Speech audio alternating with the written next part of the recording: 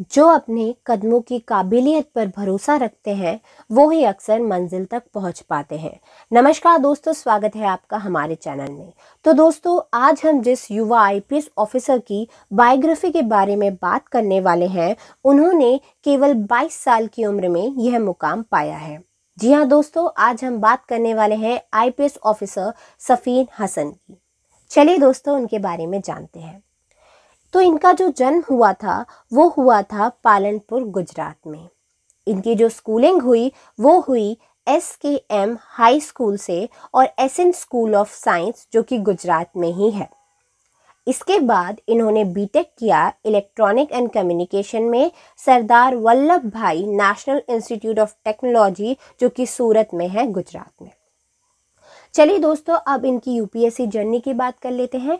तो इनकी जो यूपीएससी जर्नी थी वो इतनी आसान नहीं थी।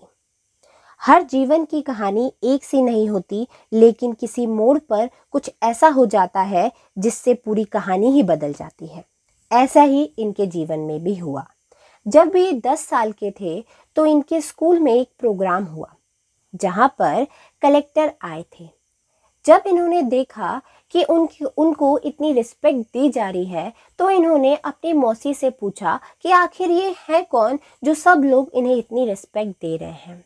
उनकी मौसी ने बताया, जैसे किसी बच्चे को बताते हैं, कि ये जिले के राजा हैं। उन्होंने अपनी मौसी से पूछा कि जिले का राजा कैसे बनते हैं।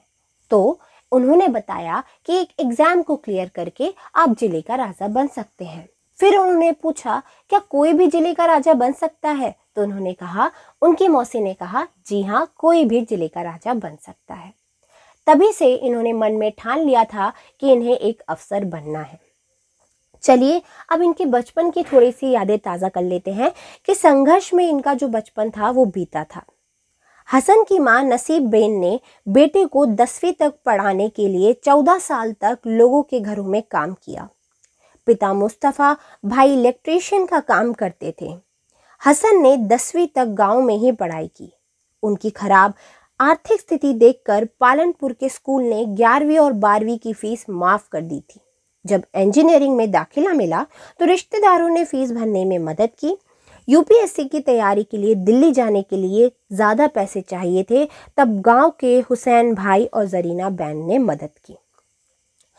अब इनकी एक और आप देखिए कि इनके साथ क्या हुआ कि परीक्षा से पहले ही एक्सीडेंट हो गया और पेन किलर खाकर ये पेपर देने गए थे। चलिए देखते हैं कैसे।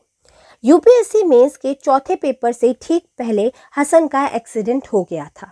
सुबह 9 बजे से पेपर था और 8:30 बजे बाइक फिसलने से उनके घुटने, कोहनी और सिर में चोट लगी। दर्द के बीच हसन इस बात पर खुश थे कि उनका जो दाहिना हाथ है, राइट हैंड है, वो ठीक था। हसन कहते हैं, यूपीएससी का पेपर लंबा होने के चलते पेन किलर लेकर खुद ड्राइव कर एग्जाम सेंटर पहुंचा था। पेपर के बाद MIR कराई तो घुटने का लिगामेंट टूटने का पता चला। पैर का ऑपरेशन करने की ज़रूरत थी, तो उन्होंने इंटरव्यू पूरा होने के बाद ही कराया। अब इनके इंटरव्यू की भी कहानी आप सुनिए कि बुखार के बीच इन्होंने यूपीएससी का इंटरव्यू दिया। मार्च 2018 में यूपीएससी का इंटरव्यू था। 20 फरवरी तक हसन की तबीयत बहुत खराब थी। WBC काउंट 30,000 तक घट गया। इंजेक्शन लग रहे थे, लेकिन बुखार टूट नहीं रहा था, या कह सकते हैं ठीक ही नहीं हो रहा था। 15 मार्च को अस्पताल से छुट्टी लेकर दिल्ली पहुंचे ताकि इंटरव्यू की तैयारी कर सकें। 1 सप्ताह की तैयारी के साथ इंटरव्यू दिया और जब रिजल्ट आया तो देश भर में रैंक आई, ऑल इंडिया रैंक 570 आई। चलिए, इनके बारे में मैं कुछ एडिशनल इन्फॉर्मेशन बता देती हूँ। तो इसके पहले हसन ने गुजरात PSC परीक्षा में 34वीं रैंक भी प्राप्त की थी। उन्हें जिला रजिस्ट्रार की नौकरी भी मिली, लेकिन उन्होंने कोशिश जारी रखी और आखिरकार वे आईपीएस ऑफिसर बनकर ही रहे। आईपीएस की ट्रेनिंग के बाद इनकी पहली पोस्टिंग जामनगर में हुई है। वहां पर उन्होंने सहायक पुलिस अधीक्षक का चार्ज ले लिया है। तो दोस्तों, यही थी आईपीएस सफीन हसन की सफलता की स्टोरी। आई होप आपको आज की मोटिवेशनल बायोग्राफी पसंद आई होगी। मिलते हैं ऐसी ही एक बायोग्राफी के साथ नेक्स्ट वीडियो में। Thank you so much.